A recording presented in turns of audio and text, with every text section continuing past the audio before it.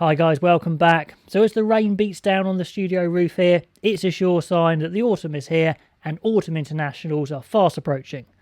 Now in the previous video we discussed England's new look squad, but they've also got a new look coaching team because coaches do rotate pretty regularly under Eddie Jones. Now you could say that's a mix of good fortune in a way because England have had some success and coaches are in demand.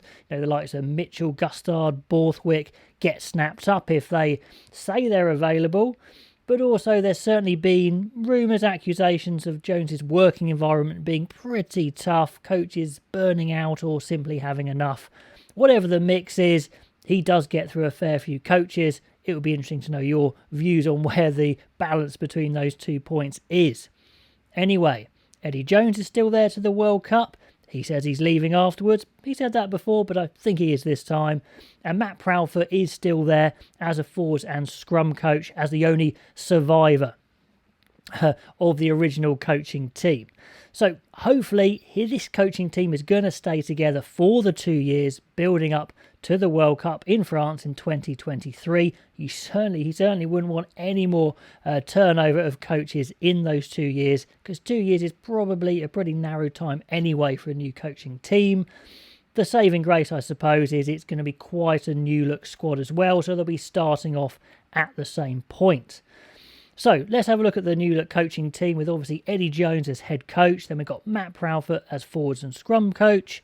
Then Richard Cockerell coming in from Edinburgh as another forwards coach specialising in the line-out as well. Martin Gleason coming in from Wasps to deal with the attack. Then you've got Anthony Siebold dealing with defence. So let's talk about some of these new coaches. Richard Cockerell, very well known to England fans, played for England 27 times, fearsome hooker, very competitive, big playing career with Leicester. You know, he won 5 league titles, 2 European titles as a player. Then coaching Leicester, he won another 3 Premiership titles, went to Toulon for a little bit, then went to Edinburgh and really turned them around, certainly at the beginning, building that professionalism and a real hard edge to their play. So a very impressive club coaching CV and playing career, and his international playing career. He hasn't coached internationals before, but if you're going to get a guy fresh to international coaching, Cockerell probably has as good a CV as anybody. Plus you get those 2 forwards coaches, which really helps. He can specialise in the line out. They can share things like the breakdown and stuff like that. Really important. I think he's an absolute key appointment if England are going to do well. With that experience he has, obviously being an England international, being incredibly patriotic, I think that's going to help with some of the passion that is important when you do have coaches, you know, from other countries as well. You want a core of English coaches. It really does help. Then we've got Martin Gleason dealing with the attack. Now, he was a very successful England Rugby League player, international, just moved into Union to coach with Wasps, so he's been snapped up pretty early. Certainly a talent, but a bit of a gamble with that limited experience in Union. But you've got to feel that with the likes of Marcus Smith maybe leading the way at 10, it's a bit of a Christmas present for him. He could do something very good with this England attack.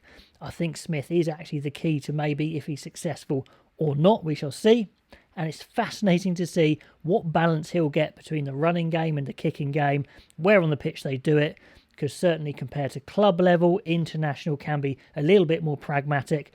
Will it be frustrating for him? We'll see how he goes adapting to the international scene. Then we've got Anthony Siebold coaching the defence, a very long coaching career in rugby league, not rugby union, including the Brisbane Broncos, South Sydney Rabbitohs and teams in the UK. So certainly an experienced coach, but not in union. So that is a bit of a gamble. Certainly he's got a good reputation, but again, adapting to unions going to be tricky, especially in an area such as defence, which is a key point in rugby union.